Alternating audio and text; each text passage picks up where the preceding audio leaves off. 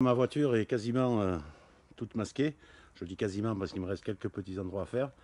Mais je vais anticiper sur la préparation des zones sur lesquelles je dois passer de l'après parce que je suis au métal. Donc ici, vous voyez, j'avais passé un diluant phosphatant, il n'y a aucune trace de rouille. Mais malgré tout, alors ici j'ai refait une petite zone jusqu'au métal parce qu'il y avait un petit défaut. Donc je vais repasser au 240, juste les zones où je vais passer de l'après.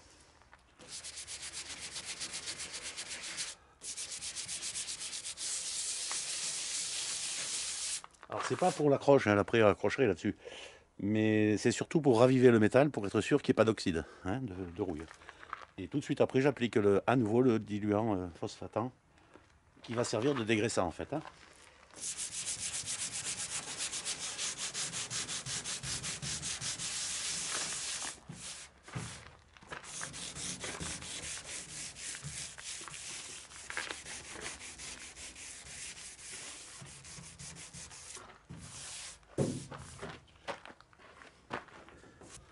Donc principalement sur le capot, hein, c'est là où j'avais fait exprès de percer.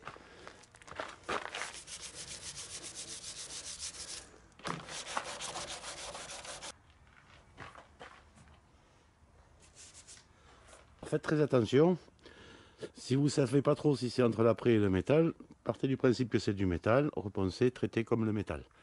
Mieux vaut repasser de l'après où il n'y en a pas besoin que l'inverse. Ne mettez pas de base mat sur du métal nu, ça résistera très peu à la corrosion. Donc d'abord j'enlève la poussière.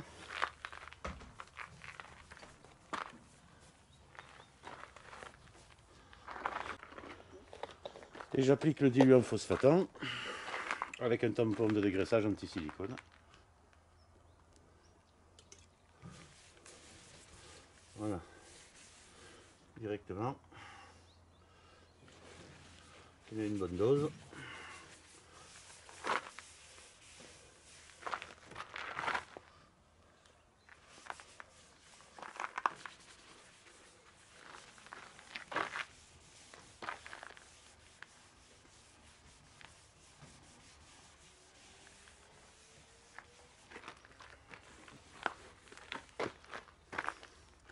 Donc et là on n'essuie pas, hein.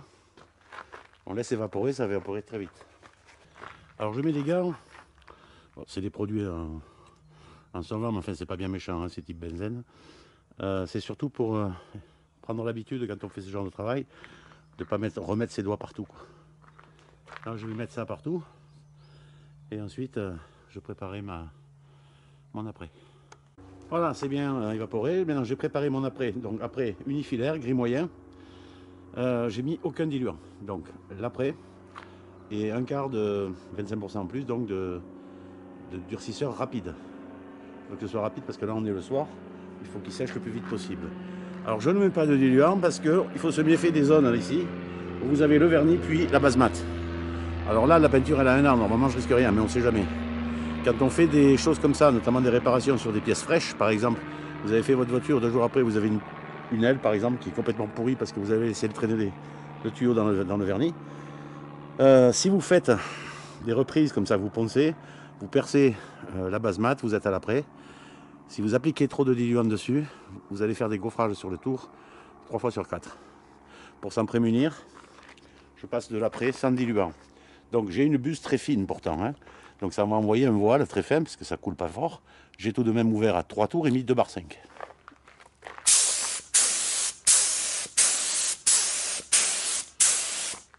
Juste ça en première passe.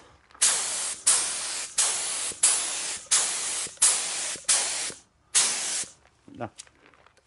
Pas plus. Et là, vous attendez 10-15 minutes que ça désolvante bien, vous appliquez la couche finale.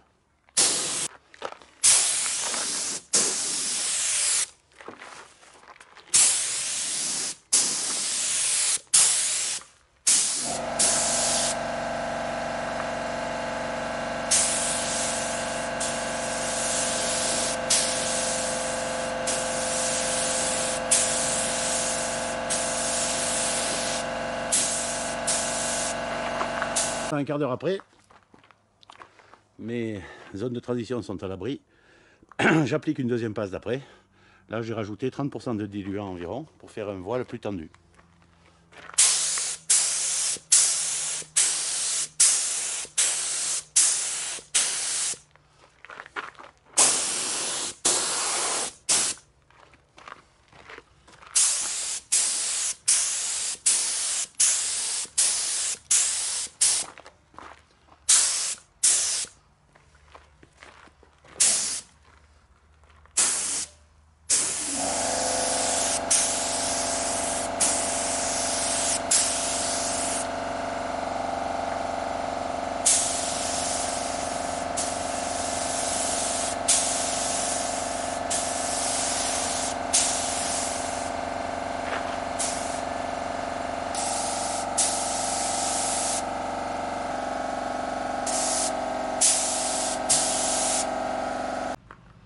Voilà, j'ai commencé à poncer mon après. On est le lendemain là. Donc si on en a pas mal à faire, on peut prendre le pas de 6 pouces, l'interface mousse, du grain. Alors l'après c'est 600-800, mais enfin là comme j'ai tout poncé au 800, je vais le faire au 800. Il y a très peu enlevé, hein, quelques centièmes, et ça devrait suffire.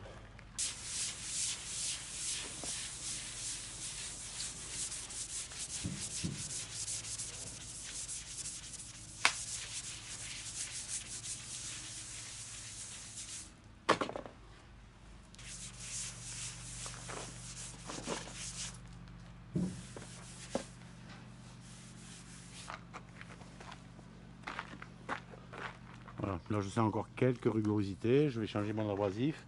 J'en ai déjà fait tout le côté là-bas. J'ai fait au moins la moitié de tout ce que j'ai à faire.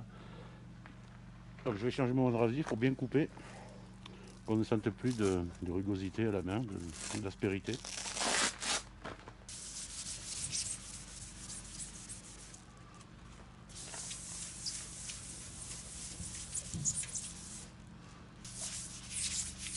Ça va? Tais-toi.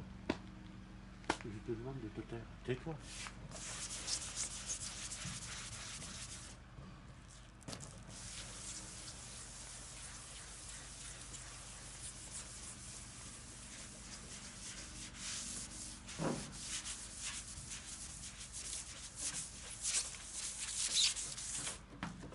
Là on sent plus aucune aspérité à la main, c'est du velours.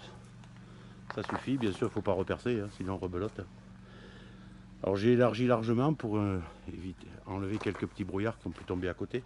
Ça va très vite, hein. Un quart d'heure on fait les quelques 10 points que j'ai fait sur la voiture. Donc là ça se fait très bien, il n'y aura aucune trace après la base mat parce que c'est très sec. Donc je l'ai passé hier soir et en plus là c'est au soleil, donc ça c'est vraiment sec à cœur, l'air est très sec. On doit être à 60% d'humidité. Faut pas penser à un après quand l'air est humide, sinon ça bouloche dessous. Là vous avez l'abrasif, il a pris. Là vous voyez l'abrasif, il a pris de la poussière, mais il n'y a pas de boulette, hein, juste de la poussière. Donc on le frappe et on recommence. Si vous voyez que ça forme des petites boules, vous arrêtez. Sinon vos petites boules elles vont faire des rayures grosses et vous ne les couvrirez pas à la base mat.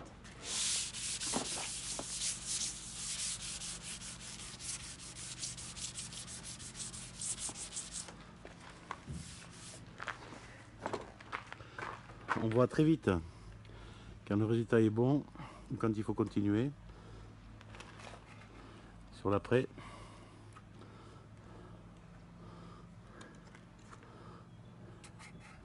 Parce qu'on voit clairement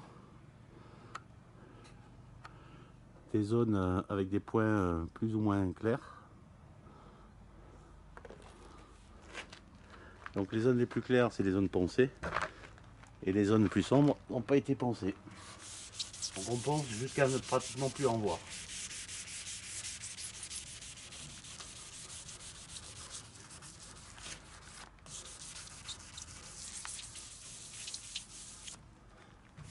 Voilà. Là à droite c'est bon, à gauche c'est pas bon. Alors faut être assez précis parce que la base mat couvre très peu les défauts. Une base mat ça laisse maximum 30 microns d'épaisseur. Donc vous couvrez pas un centième. Hein. 5 microns pas plus. Donc 5 microns c'est une abrasion au 600. Là je suis au 800. Alors si j'en avais beaucoup à faire, j'aurais pu même l'attaquer au 400 et finir au 600 ou 800. Là j'ai eu très peu à faire, donc je passe tout au 800 direct.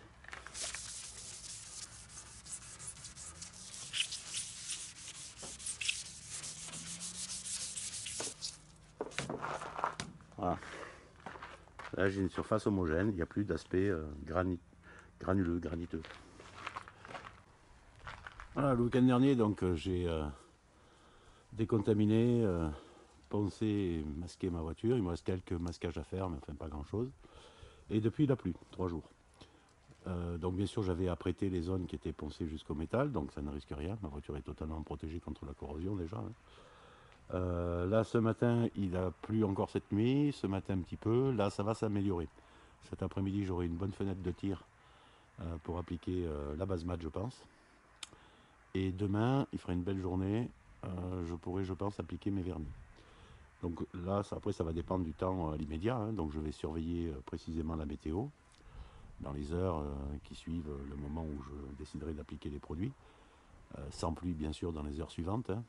Et en fonction des vernis, certains doivent être hors pluie, je dirais, dans les 3-4 heures. D'autres, ça peut être 15 heures.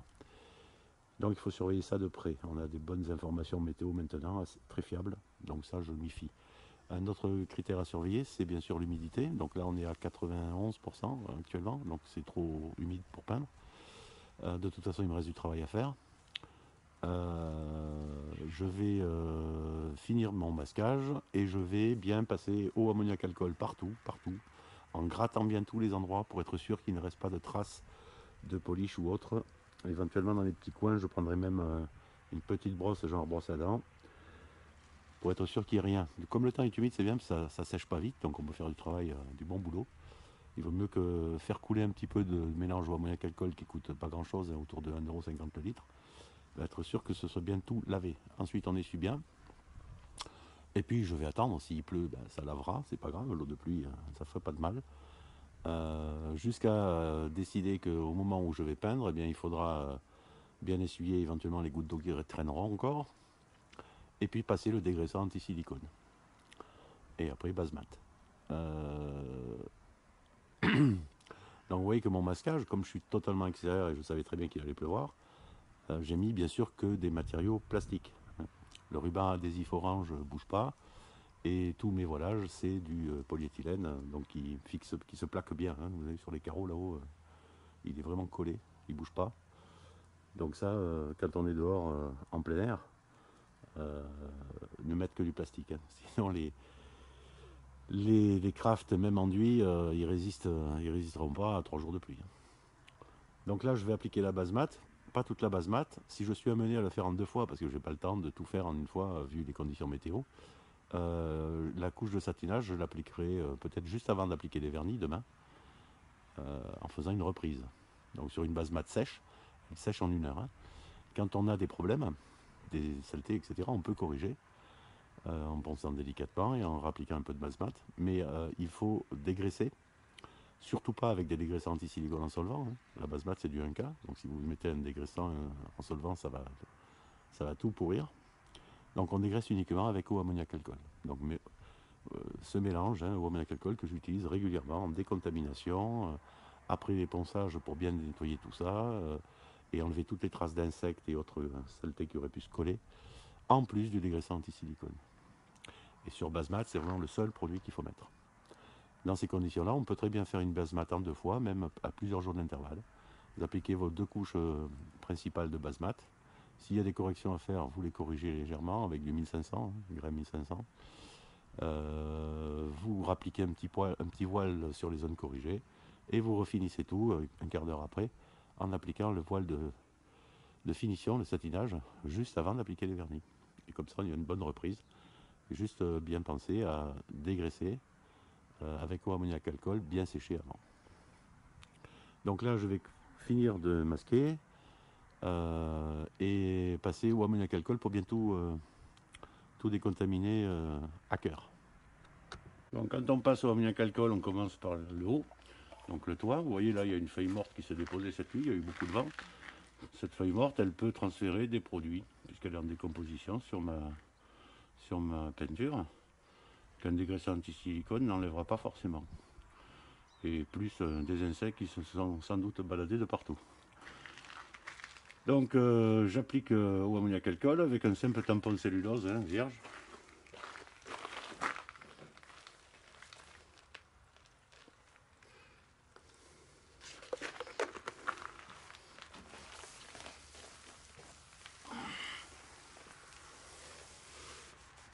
Et on frotte bien partout, notamment aux jointures des masquages et dans les zones en creux là, où là des résidus, notamment de polish, peuvent s'accumuler. C'est là où éventuellement vous y allez à la... Là je vois un petit bout de masquage qu'il faut enlever. Là éventuellement vous pouvez y aller à la brosse. Hein. Il y avait des traces collées que je vois, mais qui partent très bien avec ce produit. On frotte bien, vous voyez. Donc tout ça, il faut l'enlever. Hein.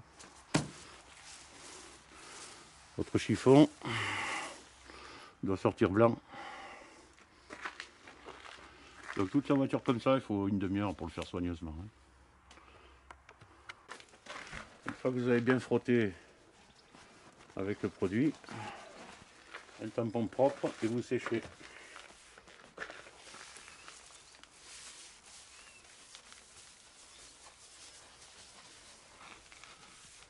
Frottez bien et tournez votre tampon régulièrement.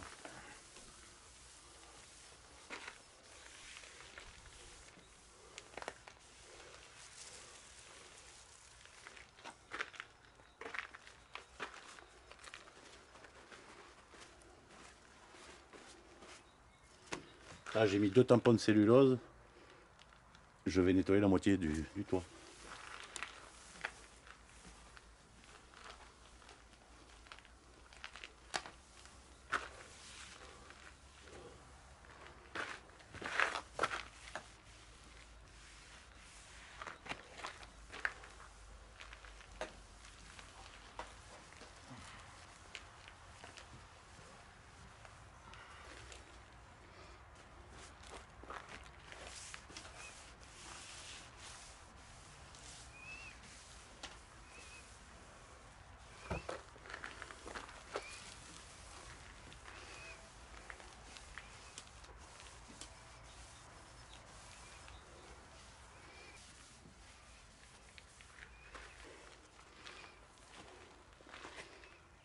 Voilà, là ça va très vite s'évaporer.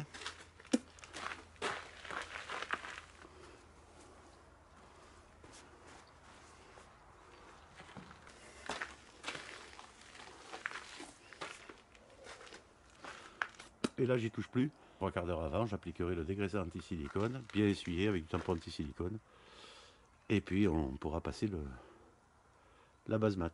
Donc là s'il y a quelques débris dessus, c'est pas grave. Donc là tout ce que j'ai à faire après, c'est essuyer, appliquer mon dégraisseur anti-silicone, attendre que ça désolvante bien et appliquer ma base mat.